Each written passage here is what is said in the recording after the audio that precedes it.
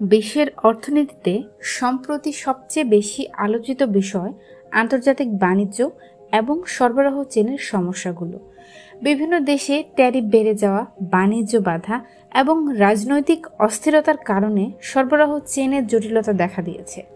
এই সমস্যা শুধু দেশগুলোর ব্যবসা নয়, সাধারণ মানুষের জীবনকেও প্রভাবিত করছে। বিশেষ করে তৈরি পোশাক, ইলেকট্রনিক্স, খাদ্যপণ্য এবং কাঁচামালের ক্ষেত্রে সরবরাহ বিলম্ব হচ্ছে।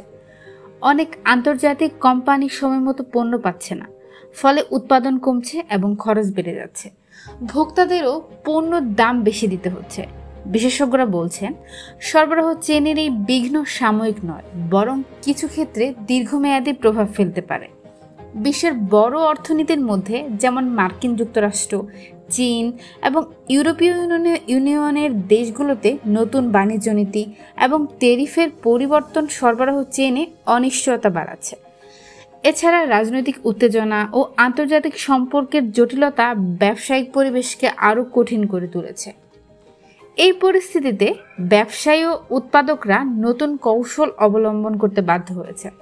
তারা বিকল্প সরবরাহকারী খুঁজেছেন, ভাণ্ডার ও পণ্য সংরক্ষণের পরিকল্পনা আরও শক্ত করছে এবং উৎপাদন খরচ নিয়ন্ত্রণ করার চেষ্টা করছে। তবে এতে পুরো অর্থনীতির ওপর চাপ কমানো সম্ভব হচ্ছে না। বিশেষজ্ঞরা মনে করছেন, সরবরাহ চেনের সমস্যাগুলো সমাধান না হলে আন্তর্জাতিক বাণিজ্যের ওপর দীর্ঘমেয়াদী প্রভাব পড়বে। উৎপাদন কমে যাওয়া, খরচ বাড়া এবং পণ্যের দাম বেড়ে যাওয়া সাধারণ মানুষকে সরাসরি প্রভাবিত করছে। এই চ্যালেঞ্জ মোকাবেলায় সরকার, ব্যবসায়ী এবং আন্তর্জাতিক প্রতিষ্ঠানদের সমন্বিত উদ্যোগ প্রয়োজন। সম্প্রতি কয়েকটি আন্তর্জাতিক রিপোর্টে বলা হয়েছে, সরবরাহ চেনের স্থিতিশীলতা বজায় রাখার জন্য নতুন প্রযুক্তি, ডিজিটাল লজিস্টিক এবং স্থিতিশীল বাণিজ্য নীতি অপরিহার্য। এই উদ্যোগ দ্রুত বাস্তবায়িত হলে আন্তর্জাতিক বাজারে চাহিদা ও সরবরাহের ভারসাম্য ফিরে আসতে পারে। বিশ্বের অর্থনীতির জন্য এখন সবচেয়ে বড় চ্যালেঞ্জ এই অস্থিতিশীলতা কাটিয়ে ওঠা। সরবরাহ চেনের সমস্যা শুধু ব্যবসার জন্য নয়, সাধারণ মানুষের জীবনের গতি ও খরচ নিয়ন্ত্রণের জন্য গুরুত্বপূর্ণ।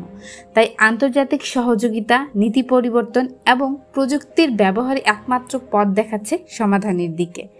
আতিয়া ইবনাত রিফা, ঢাকা চ্যাট।